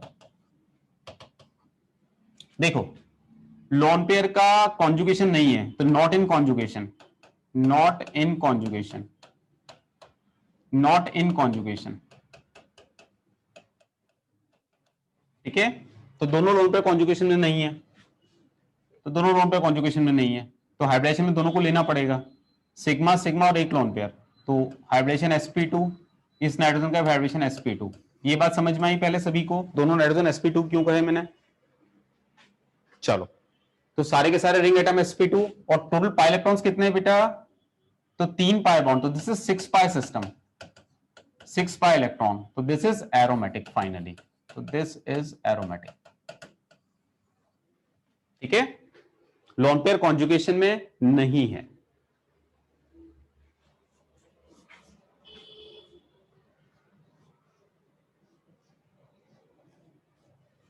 तो आप लोग यार ये जो शॉर्टकट बताया ना, ये शॉर्टकट पे मास्टरी हासिल करिए, वो ज्यादा अच्छा है। ऑर्बिटल डायग्राम में दिक्कत आ सकती है, अगर तुमने गलत सोच लिया तो गड़बड़ हो जाएगी, तुम्हें उतनी मास्टरी है नहीं ऑर्बिटल डायग्राम की, इसलिए ऑर्बिटल डायग्राम को तो अवॉइड ही करो, ठीक है। चलो अब इसके बाद में सुनो, चलो हमें ये तो समझ में आया कि aromatic, non aromatic, anti aromatic classify कैसे करते हैं, ये बात समझ में आ गई सभी को? एक बार चैट विंडो पे जल्दी बता दो मुझे, क्लासिफाई तो कर पाओगे ना आप? अभी इलिस्ट्रेशंस बहुत होंगे इसके, अगला लेक्चर भी एरोमेटिसिटी पे ही जाना है। चलो, हाँ, तो एक इनिशियल लेवल पे आप सबको एक हल्की सी अंडरस्टैंडिंग आ गई कि ठीक है कैसे पता करते हैं कि एरोमेटिक है, एंटी एरोमेटिक है कि नॉन एरोमेटिक है। अब एरोमेटिक कंपाउंड्स स्टेबल क्यों होते हैं? क्वेश्चन दूसरा ये था कि बेंजीन में ऐसा क्या हो गया था कि वो रिएक्शंस नहीं दे रही थी, उसको कैसे समझें? तो भैया उसकी समझ आती है मॉलिक्यूलर ऑर्बिटल थ्योरी से। हाँ, MOT बहुत डरावनी थ्योरी है, नाम ही बहुत डरावना है। स्पीड से अगर आप खुली सड़क पे बोल दो तो भैया डांट पड़ सकती है, तो कभी भी इसको तेज आवाज में स्पीड से खुली सड़क पे नहीं बोलना, आराम से बोलना MOT। कभी ट्राई नहीं करना है MOT को स्पीड से बहुत तेज आवाज में बोलने की, ठीक है। समझ में आया क्या बोल रहा हूं मैं? चलो चलो चलो, तो ट्राई नहीं करना, आराम से गहरी लंबी सांस लेते हुए बोलना है MOT, मॉलिक्यूलर ऑर्बिटल थ्योरी। अब मैं तुम्हें एक काम कर रहा हूं, बेंजीन का मॉलिक्यूलर ऑर्बिटल डायग्राम दिखाता हूं, आज तक आपने कभी देखा नहीं है, मैं बताता हूं। देखिए, बेंजीन का VBT diagram, valence bond theory वाला डायग्राम तो ये रहा, 2p ऑर्बिटल्स, एक एक इलेक्ट्रॉन, तो ये VBT डायग्राम है जो हम बनाया करते थे,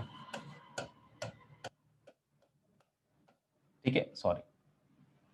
तो ये बेंजीन का वैलेंस बॉन्ड थ्योरी के हिसाब से डायग्राम है जिसमें 2p में एक इलेक्ट्रॉन हमें नजर आ रहा है, ठीक है।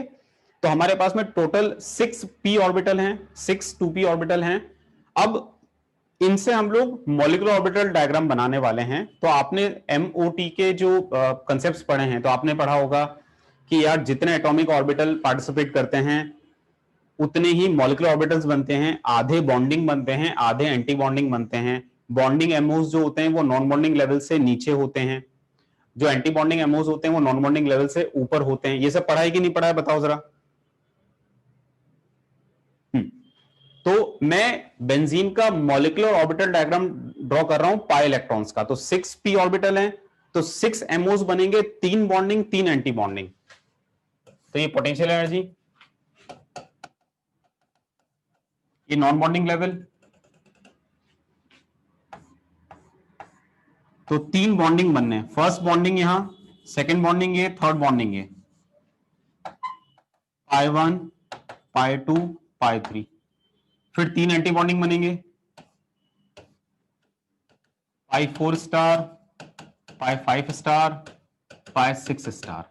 अच्छा, अगर आप ये देखना चाहते हो कि सर मुझे तो पाई 1 देखना है, पाई 2 भी देखना है, तो फिर तुम्हें पता है मॉलिक्यूलर ऑर्बिटल थ्योरी में हम लोग जो वेव फंक्शन है उसका यूज करते हैं, ठीक है। तो इलेक्ट्रॉन को वेव मान के हम लोग काम करते हैं। तो ध्यान देना, पाई 1 अगर तुम्हें देखना है तो पाई 1 पता है कैसा होगा, पाई 1 ऐसा होगा। अब ये और भी कॉम्प्लिकेटेड चीज है, मैं हर एक इलेक्ट्रॉन में वेव बना रहा हूं प्लस माइनस, आपको पता ना पी ऑर्बिटल में एक लोब में प्लस एक लोब में माइनस, तो ध्यान देना पाई वन कैसा होगा, पाई वन ऐसा होगा बेटा, ऊपर वाली लोब में प्लस, हर एक में प्लस, हर एक में प्लस, और हर एक में नीचे वाली लोब में माइनस कर रहा हूं। तो आप देखिए यहां भी कंस्ट्रक्टिव इंटरफेरेंस होगा, यहां भी कंस्ट्रक्टिव इंटरफेरेंस होगा, यहां भी कंस्ट्रक्टिव इंटरफेरेंस होगा, और कंस्ट्रक्टिव इंटरफेरेंस यहां भी हो सकता है, इनके बीच में भी कंस्ट्रक्टिव इंटरफेरेंस हो सकता है, इनके बीच में भी हो सकता है, इनके बीच में भी हो सकता है। तो ये जो पाई वन होगा, पाई वन ये होगा जिसमें जितने 6p ऑर्बिटल है सबकी ऊपर वाली लोब में पॉजिटिव है, नीचे वाली लोब में सब में नेगेटिव है, तो हर तरफ बढ़िया कंस्ट्रक्टिव इंटरफेरेंस हो रहा है, उससे बढ़िया बात ही क्या है। अच्छा, अगर आपको ये पाई 6 स्टार देखना है तो पाई 6 स्टार कैसा होगा, ये ऐसा होगा, पाई 6 स्टार, ये p ऑर्बिटल, अब चेक करना, यहां मैंने प्लस बनाया तो यहां पर ऊपर वाले माइनस बनाया, यहां माइनस बनाया तो यहां प्लस बनाया, यहां प्लस तो यहां माइनस, यहां माइनस तो यहां प्लस, यहां प्लस तो यहां माइनस, आप चेक करिए, बड़ी बुरे हालात हैं यहां तो,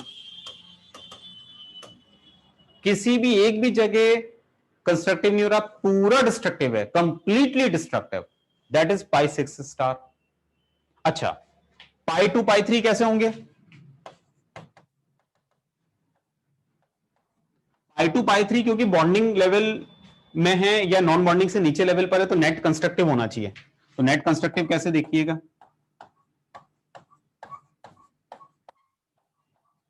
यहां प्लस, यहां प्लस, यहां प्लस, यहां प्लस, लेकिन यहां माइनस ऐसा, चेक करिए जरा क्या हालात हैं, या माइनस माइनस माइनस माइनस, हाँ, तो यहां पर तो कंस्ट्रक्टिव हो रहा है, लेकिन यहां पर भी कंस्ट्रक्टिव है, लेकिन इनमें आपस में डिस्ट्रक्टिव है, यहां कुछ हो नहीं सकता, यहां कुछ हो नहीं सकता, तो जैसा कंस्ट्रक्टिव यहां था वैसा कंस्ट्रक्टिव यहां पर नहीं है, तो यहां पर इनमें डिस्ट्रक्टिव दिख रहा है, बट नेट ओवरऑल बोले तो कंस्ट्रक्टिव है, ओवरऑल तो कंस्ट्रक्टिव है, बट डेफिनेटली इतना अच्छा कंस्ट्रक्टिव नहीं है, इसीलिए पोटेंशियल एनर्जी वाइज ये थोड़ा सा ऊपर। अच्छा, ये कॉम्बिनेशन अगर यूं हो सकता है तो ये कॉम्बिनेशन ऐसा भी तो हो सकता है कि ये वाली चीज इधर हो, तो इसीलिए यहां पर ये दो डीजनरेट ऑर्बिटल्स आपको मिलेंगे, मतलब कुल मिला के ये जो हम डिजाइन करते हैं वो प्लस माइनस बना के हम कॉम्बिनेशंस बनाते हैं, और पता लगता है कि 3 बॉन्डिंग बने, 3 एंटी बॉन्डिंग बने। अब इसके डिटेल में जाने की कोई जरूरत नहीं है। अच्छा, तो 3 बॉन्डिंग 3 एंटी बॉन्डिंग बने, अब इनमें हमें इलेक्ट्रॉन्स फिल करने हैं, तो आपको अच्छे से पता है कि एमओज में जो इलेक्ट्रॉन्स फिल होते हैं वो एटॉमिक स्ट्रक्चर के रूल्स के अकॉर्डिंग होते हैं। सबसे पहले इलेक्ट्रॉन्स लीस्ट एनर्जी लेवल पे जाना है, हर एक ऑर्बिटल में 2 इलेक्ट्रॉन विद अपोजिट स्पिन, तो 6 इलेक्ट्रॉन्स हमारे पास में है, इनको फिल करना है, करते हैं। तो सबसे पहले यहां पर 2 इलेक्ट्रॉन्स, फिर डीजनरेट ऑर्बिटल में हुल्स प्रिंसिपल लगता है, एक एक electron with parallel spin then pairing by opposite spin. अरे ले, आपके 6 के 6 इलेक्ट्रॉन खत्म हो गए। इसका मतलब हमने क्या देखा, जब बेंजीन का एमओ डायग्राम हमने देखा तो हमने पाया कि बेंजीन में जो 6 पाई इलेक्ट्रॉन्स हैं they all have their occupancy in exclusively bonding MOs, और आपको अच्छे से पता है अगर इलेक्ट्रॉन्स बॉन्डिंग एमओज में ही हैं तो that system will be relatively stable. तो एरोमेटिक सिस्टम्स की खासियत होती है, एरोमेटिक सिस्टम्स में most of pi electrons have their occupancy in bonding MOs.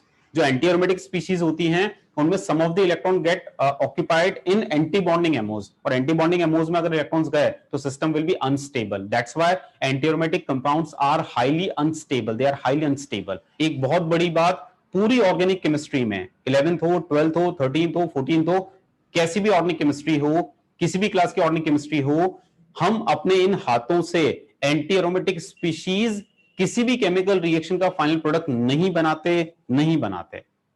Anti aromatic species are so unstable कि हम उनको एज ए फाइनल प्रोडक्ट किसी भी केमिकल रिएक्शन में नहीं बनाते हैं। अब समझ में आया why benzene is so stable, why it is less reactive. ठीक है, बात समझ में आई? चलो, अच्छा, इसका टेंशन मत लेना, अगर ये ऊपर से गया तो बहुत ही अच्छा है, मतलब आपके भेजे में केवल काम काम की बात जाती है, जिस जिस मतलब जो एग्जाम के लिए इंपॉर्टेंट है, फालतू बातें नहीं जाती, तो बहुत ही अच्छा है। जबरदस्ती ये बस ये बताना था मुझे कि एरोमेटिक स्पीशीज में होता क्या है, बाकी कोई पूछेगा नहीं, चिंता नहीं करो। ठीक है, अरे बिल्कुल नहीं आया तो भी चलेगा बेटा, कोई चिंता ही नहीं। हाँ, ये लिख लो यार, लिख तो लो कम से कम। तो यहां लिख लो बेंजीन का एमओ डायग्राम ऑफ बेंजीन।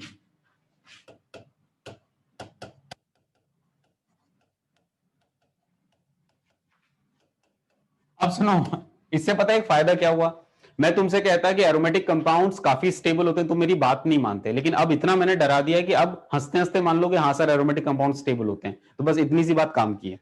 ठीक है,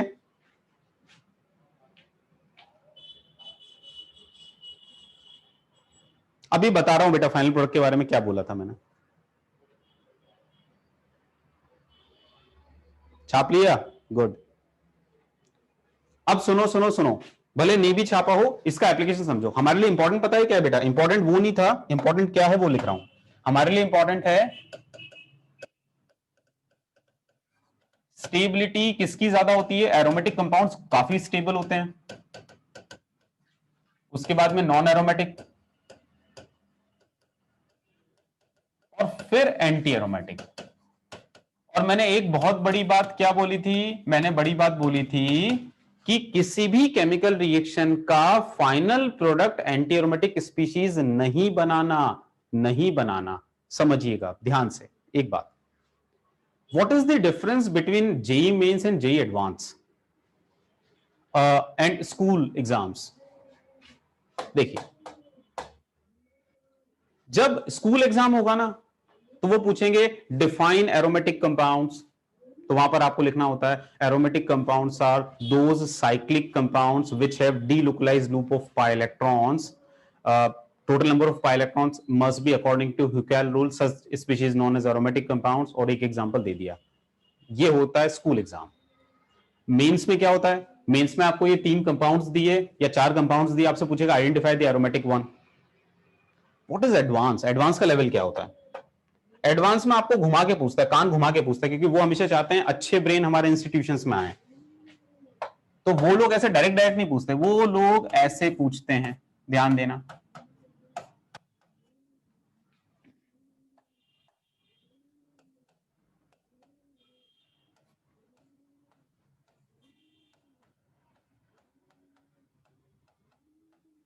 वो लोग पूछेंगे कि भैया ये 2 कंपाउंड्स हैं, इन दोनों कंपाउंड्स को आप एक्वस AgNO3 से ट्रीट करो, एक्वस AgNO3 से ट्रीट करो। और पूछते क्या है? बताइए इन दोनों कंपाउंड में से कौन सा कंपाउंड व्हाइट प्रेसिपिटेट देगा AgCl का? तो who will gives white precipitate on reaction with AgNO3? इन दोनों में से कौन सा कंपाउंड AgNO3 के साथ ट्रीट करने पर AgCl का व्हाइट प्रेसिपिटेट देगा? जेई में इन्हीं चीजों को ऐसे पूछा जाता है। तो आपको समझ में आएगा स्कूल, मेंस और एडवांस में अंतर क्या है। तो यहां सोचना कैसे है, AgNO3 के साथ में हमें AgCl का प्रेसिपिटेट लाना है, तो दिमाग लगाना पड़ेगा यार। AgCl का प्रेसिपिटेट लाना है मतलब Cl एज ए नेगेटिव जाना चाहिए, तो Cl एज ए नेगेटिव यहां से हटाइए।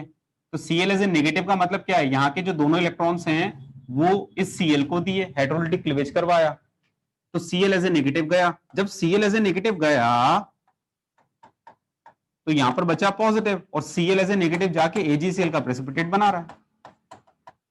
रिएक्शन हम ऐसे लिखेंगे, ठीक है। इस पॉजिटिव को काउंटर बैलेंस करेगा नाइट्रेट NO3 नेगेटिव, तो रिएक्शन कंप्लीट हम ऐसे करेंगे। यहां देखते हैं यहां क्या होगा। इसमें भी अगर AgCl का प्रेसिपिटेट चाहिए तो Cl एज ए नेगेटिव जाना चाहिए। Cl एज ए नेगेटिव अगर जाएगा तो यहां पर पॉजिटिव बचेगा, तब AgCl का प्रेसिपिटेट बनेगा, counter balance bye NO3 negative. और अब आप दिमाग लगाइए कौन सी स्पीशीज बन सकती है। अरे भाई साहब यहां पर they all are sp2 and total 2 pi electrons, so this is aromatic,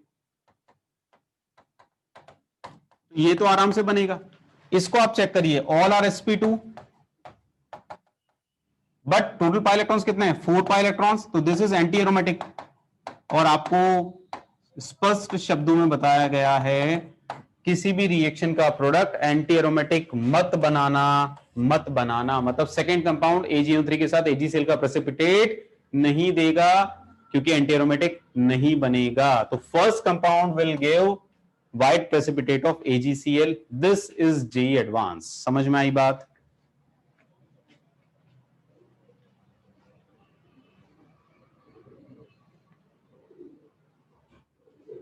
ठीक है,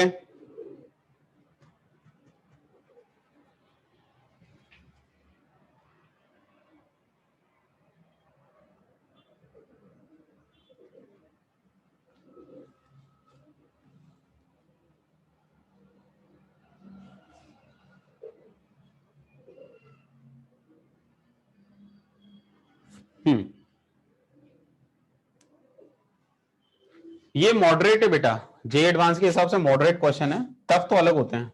चलो अब ये स्लाइड शो, तो एरोमेटिसिटी पे बातचीत जारी रहेगी अगले लेक्चर में। स्लाइड शो ले लो, बिल्कुल देखना पड़ेगा, आपने अच्छे से नहीं देखा है तो देखना ही पड़ेगा, क्या करें, टफ इससे भी अच्छा होता है।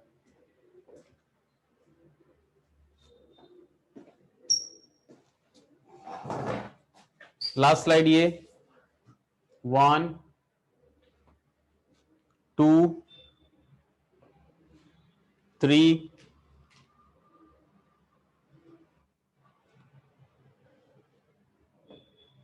4 5 6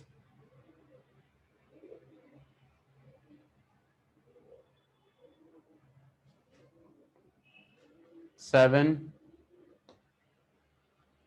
8 9 10। आज मैं होमवर्क पोस्ट करूंगा ग्रुप पर, और जितना भी होमवर्क इस वीक पोस्ट होगा वो सारा डिस्कशन होगा कहां पर, अपने लाइव डाउट सेशन में, ठीक है, आप सबको आना है। चलो आज के लिए इतना बहुत है, थैंक यू सो मच।